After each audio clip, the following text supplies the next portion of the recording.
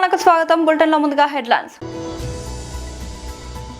Saifabad police headquarters లో మీడియాతో మాట్లాడుతున్న బీఆర్ఎస్ నాయకులు.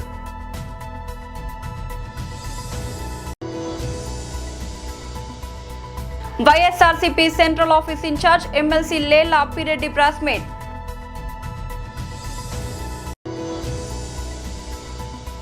నమీబియా బౌలర్లపై టీమిండియా కెప్టెన్ సూర్యకుమార్ యాదవ్ ప్రశంసలు.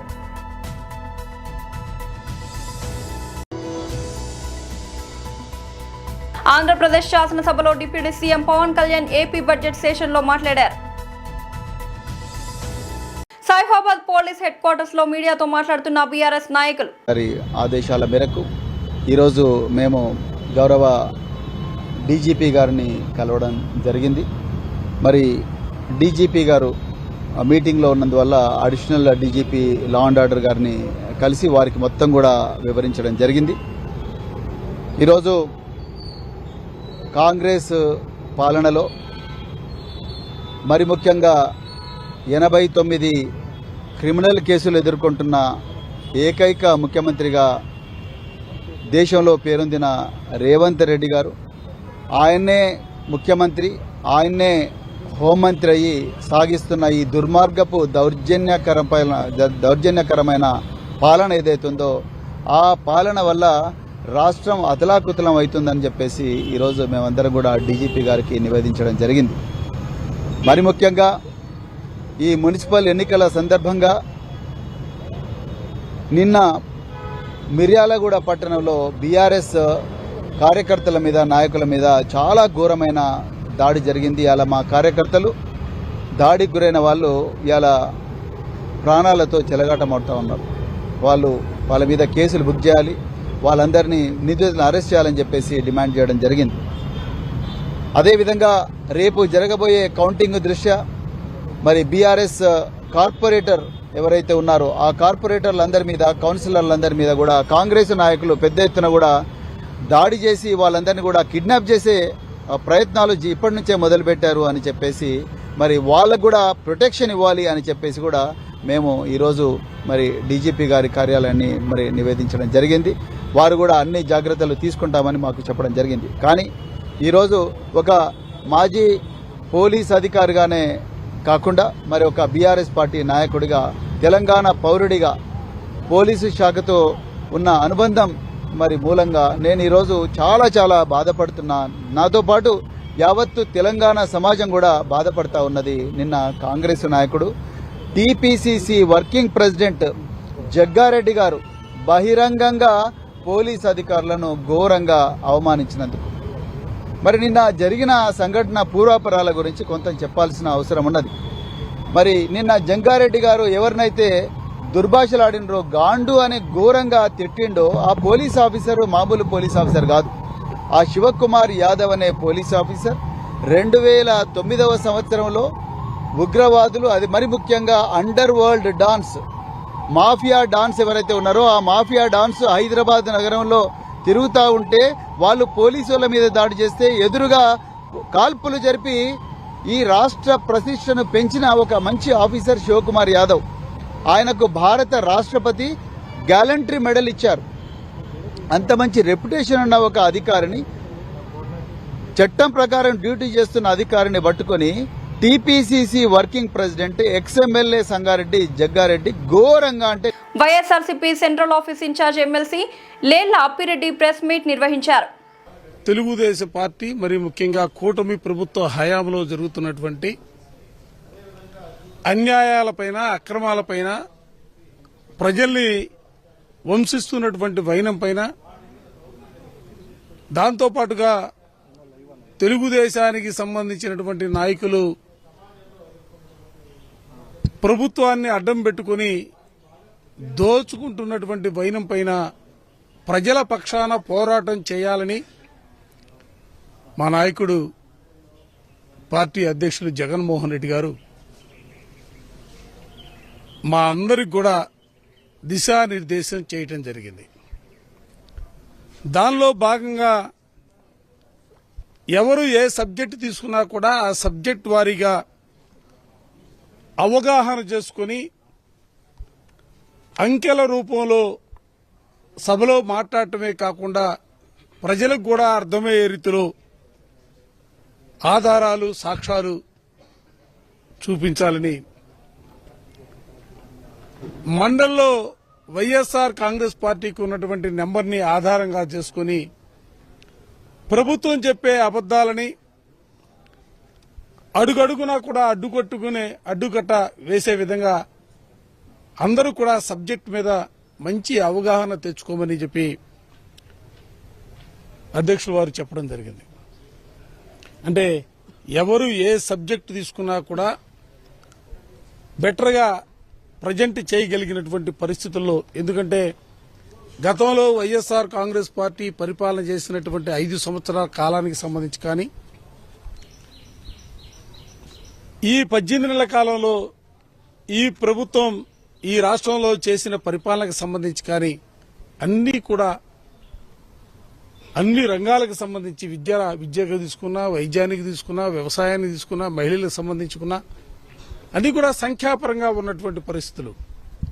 వాటన్నిటిని కూడా శాసన మండలి వేదికగా ప్రజలకు అర్థమయ్యే రీతిలో ప్రస్ఫుటంగా మాట్లాడాలని చెప్పి దిశని నిర్దేశించడం జరిగింది.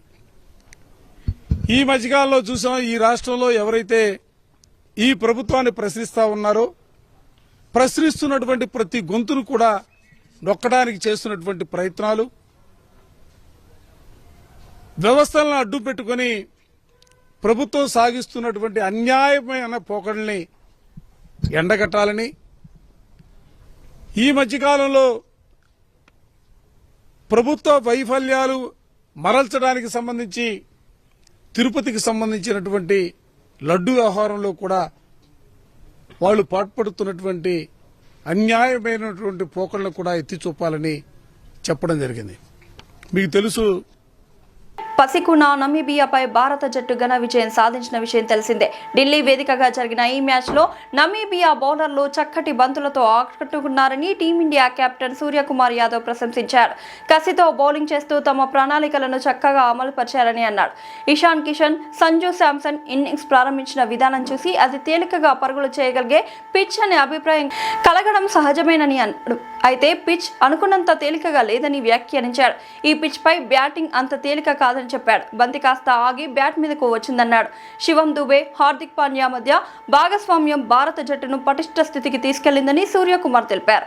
ఈ మ్యాచ్లో జస్ప్రీత్ బుమ్రా తన కోటా 4 ఓవర్లను పూర్తి చేయడం శుభసూచకమని అన్నారు.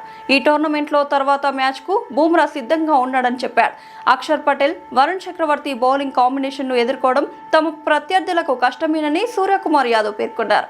ఆంధ్రప్రదేశ్ శాసనసభలో deputy CM Pawan Kalyan AP budget సెషన్లో మాట్లాడారు. ఆంధ్రప్రదేశ్ రాష్ట్ర ప్రథమ పౌరులు, రాజ్యాంగ సంరక్షకులు, రాజ్యాధినేత justice former supreme court justice S Abdul Nazeer garu చేసిన బడ్జెట్ ప్రసంగం చాలా ప్రేరణించింది. ఆంధ్ర రాష్ట్ర భవిష్యత్తుకు బలమైన పునాదులు వేసింది. వికసిత్ భారత్లో భాగంగా వికసిత్ ఆంధ్రప్రదేశ్ లక్ష్యంగా సాగింది. గౌరవ రాజ్యపాలకులు శ్రీ అబ్దుల్ నజీర్ గారు బడ్జెట్ ప్రసంగం వింటున్నంతసేపు ఆద్యంతం భారతరత్న శ్రీ అటల్ బిహారీ వాజ్పేయి గారి మాటలే నా మనసులో మెదిలినాయి. వారు అన్న మాటలు, Bharat needs a government that cares, Bharat needs a government that will reach out to the last person the last. ఆ స్ఫూర్తితోనే గౌరవ ముఖ్యమంత్రి శ్రీ నారా చంద్రబాబు నాయుడు గారి నేతృత్వంలో నడుస్తున్న ఎన్డీఏ కూటమి ప్రభుత్వం దివ్యాంగులకి ఇచ్చే పెన్షన్లు 3,000 నుంచి 6,000కి చేశారు. మంచం నుంచి లేవలేని దివ్యాంగులకి 6,000 నుంచి 15,000 అందిస్తున్నారు. సామాజిక పెన్షన్లు 3,000 నుంచి 4,000కి పెంచారు. రాష్ట్ర వ్యాప్తంగా 63.25 లక్షల మందికి ఈ పెన్షన్ల ద్వారా 2,738 కోట్ల రూపాయలు అందజేస్తున్నారు. ప్రతి విద్యార్థికి 15,000 రూపాయల చొప్పున 67 లక్షల విద్యార్థులకు సంబంధించి 42 లక్షల తల్లుల ఖాతాల్లోకి నేరుగా 10,000 కోట్లు జమ చేశారు. మెగా డిఎస్సి ద్వారా 16,000 ఉపాధ్యాయ పోస్టులు భర్తీ చేయటం, మెగా పేరెంట్స్ టీచర్స్ మీటింగ్స్ పెట్టడం, విద్యార్థుల మధ్యాహ్న భోజన పథకానికి అపరాన్నపూర్ణ మహాతల్లి డొక్కా సీతమ్మ గారి పేరు పెట్టేందుకు గౌరవ మంత్రివర్యులు శ్రీ నారా లోకేష్ గారికి నా అభినందనలు, ధన్యవాదాలు తెలియజేస్తాను.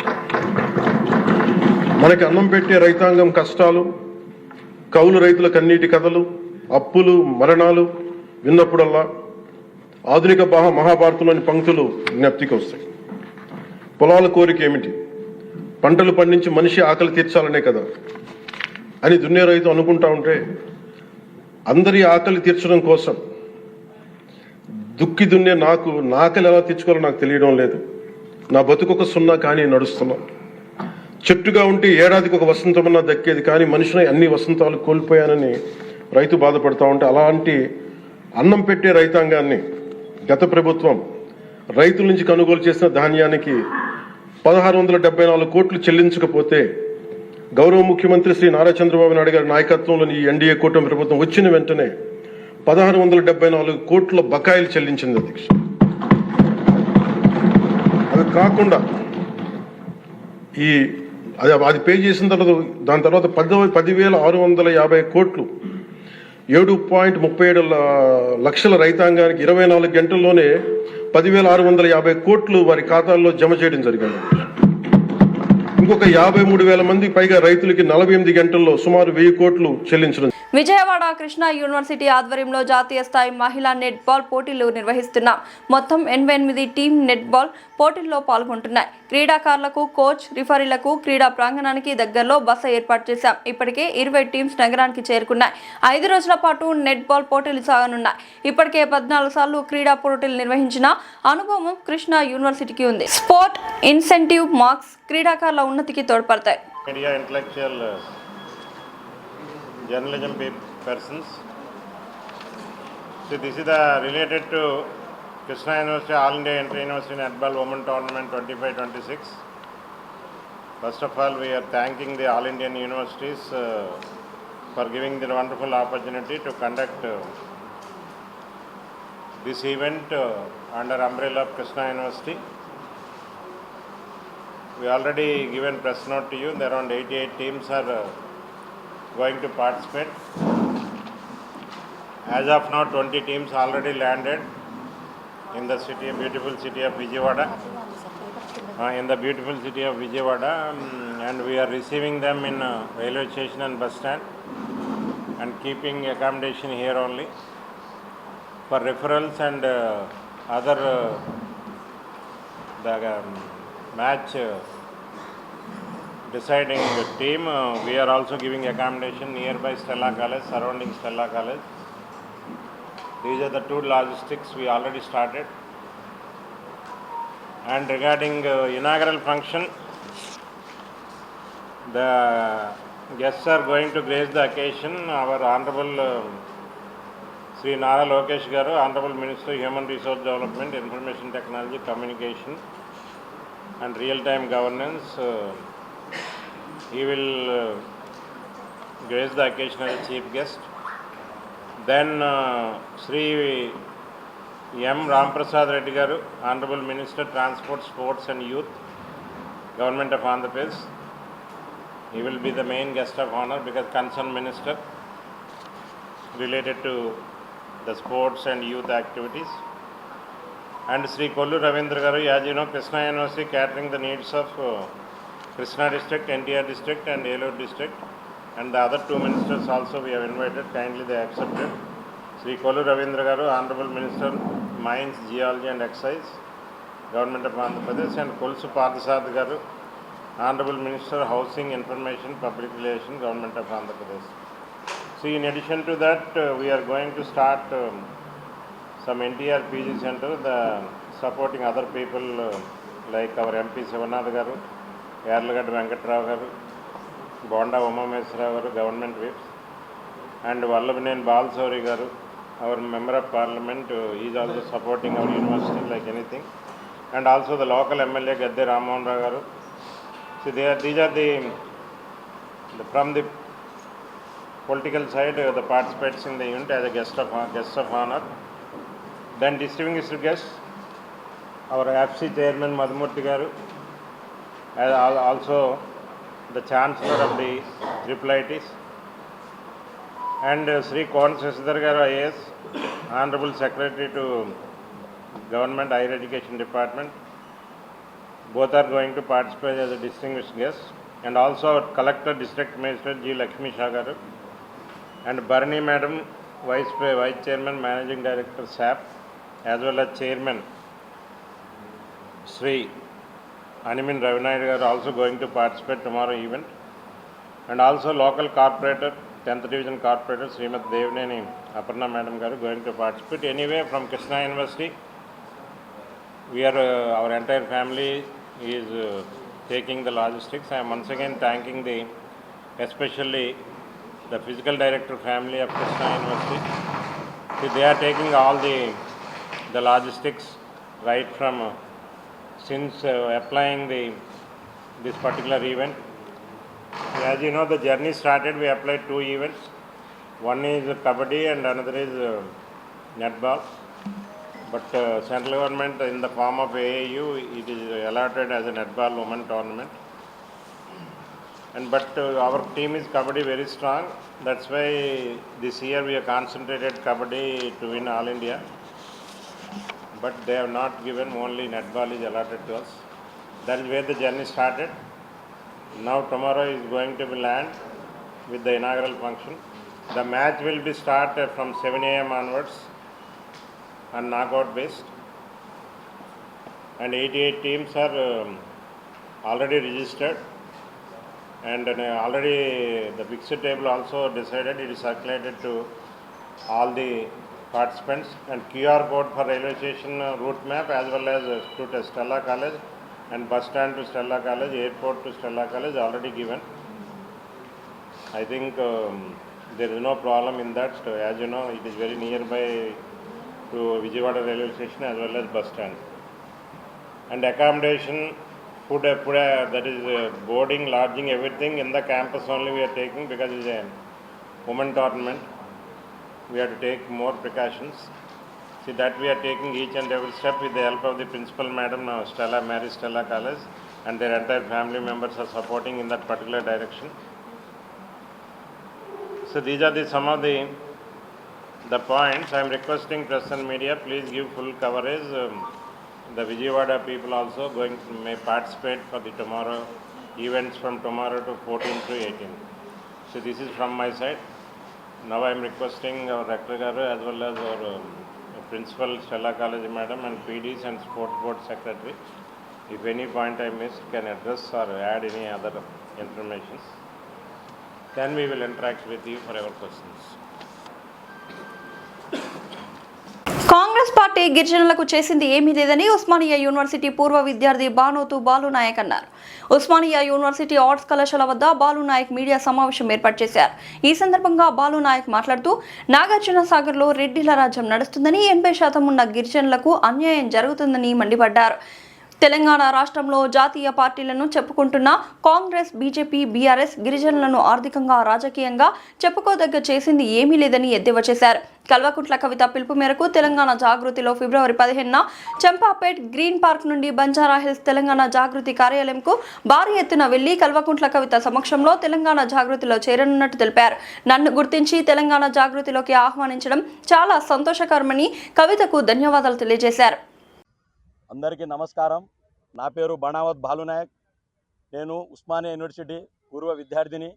నేను గత సంవత్సరం గత ఎలక్షన్లో ఇండిపెండెంట్గా పోటీ చేయడం జరిగింది నాగార్జున సాగర్ నుంచి. అక్కడ దాదాపుగా మా గిరిజనులు 80% పైగానే ఉన్నారు. అక్కడ మొత్తం రెడ్డి పరిపాలన నడుస్తుంది. కాబట్టి నా యొక్క ఉద్దేశం ఏమిటంటే, కవితక్క పిలుపు మేరకు నేను కవితక్క జాగృతి పార్టీలో చేరబోతున్నాను. రేపు 15వ తారీఖు ఫిబ్రవరి ఆదివారం నాడు ఉదయం 9 గంటల నుండి గ్రీన్ పార్క్ కాలనీ నుండి బంజారా హిల్స్కి భారీ ఎత్తున దాదాపుగా ఒక 500 మంది నుండి మేము ర్యాలీ తీయబోతున్నాము. కాబట్టి మేధావులు, గిరిజన సంఘాలు, ప్రజా సంఘాలు, ప్రతి ఒక్కరు కార్యకర్తలు, మన జాగృతి కార్యకర్తలు అందరు రావాల్సిందిగా ఈ యొక్క విజయాన్ని మనస్ఫూర్తిగా మేము కోరుకుంటున్నాం. ఈరోజు మా యొక్క సంత్ సేవలాల్ యొక్క భోగ్ భండారి కార్యక్రమం కూడా అక్కడనే జరుపుకుంటున్నాము. అదేవిధంగా మన మహాశివరాత్రి కూడా ఉంది. కాబట్టి అదే రోజు నేను పార్టీలో చేరబోతున్నాను. నాకు చాలా సంతోషంగా ఉంది. కవితక్క నన్ను ఒక గిరిజన విద్యార్థి అని చెప్పేసి నన్ను గుర్తించి ఆమె పార్టీలోకి ఆహ్వానిస్తుంది. కాబట్టి చాలా రుణపడి ఉంటాను అక్కకి అని చెప్పేసి మనస్ఫూర్తిగా నేను కోరుకుంటున్నాను అక్కకి. బాలాపూర్ 62వ డివిజన్ పరిధిలోని వెంకటాపూర్ కొత్తపేట్ ఇరు గ్రామాల సరిహద్దుల్లో గల అతి పురాతనమైన శ్రీ ప్రసన్నాంజనేయ స్వామి దేవస్థానం సన్నిధిలో శ్రీ భ్రమరాంబిక మల్లికార్జున స్వామి మొదటి వార్షికోత్సవ కార్యక్రమం ఘనంగా నిర్వహించారు. ఈ కార్యక్రమానికి ముఖ్య అతిథిగా మాజీ మంత్రి మహేశ్వరం ఎమ్మెల్యే సబితా ఇంద్రారెడ్డి హాజరయ్యారు.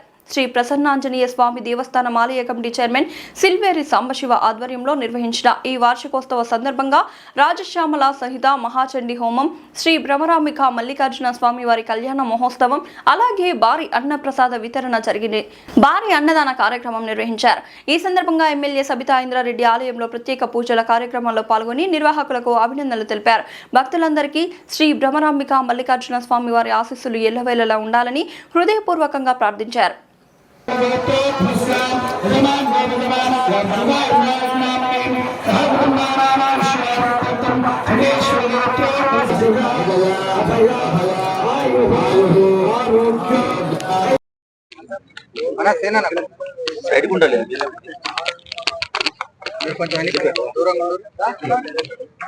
అందరికీ నమస్కారం. ఈరోజు బడంపేటలో మల్లాపూర్ విలేజ్ లో శివాలయం వార్షికోత్సవం సందర్భంగా రావడం జరిగింది. ఆ శివుడు ఆశీర్వాదాలు అందరి మీద ఉండాలని, ప్రజలందరూ సుఖ సంతోషాలతో ఉండాలని, ముఖ్యంగా మల్లాపూర్ గ్రామస్తులందరికీ కూడా అభినందన తెలియజేస్తా ఉన్నాను. చక్కగా కేసీఆర్ గారు చేసినట్టు యాగం చేస్తూ ప్రజలందరూ సుఖ సంతోషాలతో ఉండాలని కోరుకున్నారు. వారికి ప్రత్యేకంగా భగవంతుడు ఆశీర్వాదాలు ఇవ్వాలని మనస్ఫూర్తిగా కోరుతా ఉన్నాను. నిజంగా శివుడిని కోరుకుంటా ఉన్నాను. ఈరోజు బడంపేట్ మున్సిపల్ కార్పొరేషన్ ని కానీ సరౌండింగ్ శివార్లో ఉన్న రంగారెడ్డి జిల్లాలో అండ్ మెడ్చల్లో ఉన్న శివారు మున్సిపాలిటీస్ అన్ని కూడా తీసుకెళ్లి జిహెచ్ఎంసీలో కలిపిన విషయం ప్రజలందరికీ తెలుసు. సరే, జిహెచ్ఎంసీలు కలిపితే గతంలో కన్నా ఇంకెక్కువ బాగా అభివృద్ధి జరుగుతుందేమని ప్రజలందరూ కూడా ఆశించున్నారు. గతంలో కేసీఆర్ గారు ఉన్నప్పుడు శివారు మున్సిపాలిటీస్ ఇప్పుడిప్పుడు అభివృద్ధి చెందుతున్నాయి. ఇంకా వాళ్ళకు నిధులు ఇస్తూ బాగా ఎంకరేజ్ చేస్తూ ఇంకొక 10 సంవత్సరాలు వాళ్ళు అట్లాగే ఉంటే ఆ ప్రాంతం ఇంకా బాగా అభివృద్ధి చెందుతుంది. పొరపాటున కూడా జిహెచ్ఎంసీలో కలపొద్దు అనేది కేసీఆర్ గారు మాకు ఇచ్చిన డైరెక్షన్. ఆ రోజు అట్లాగే నిధులు కూడా అట్లాగే ఇచ్చున్నారు.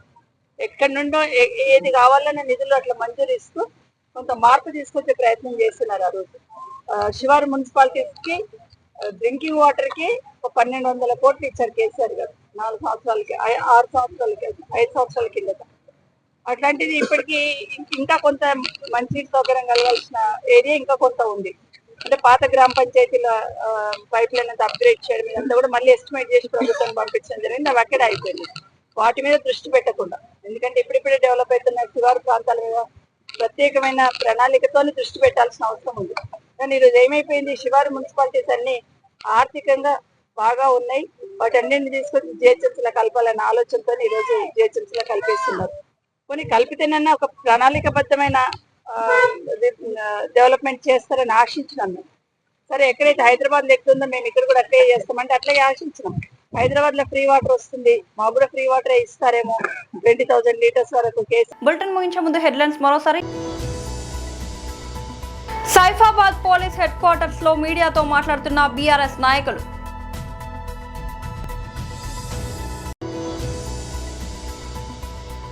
YSRCP central office in charge MLC Lella Appireddy press meet.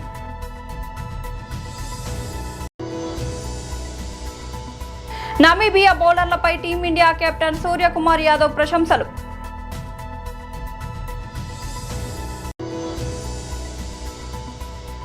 Andhra Pradesh శాసనసభలో deputy CM Pawan Kalyan AP budget session లో మాట్లాడారు. ఇది ఇవాల్టి బులెటిన్ అప్డేట్. మరొక బులెటిన్ లో మళ్ళీ కలుద్దాం. అంతవరకు సెలవు.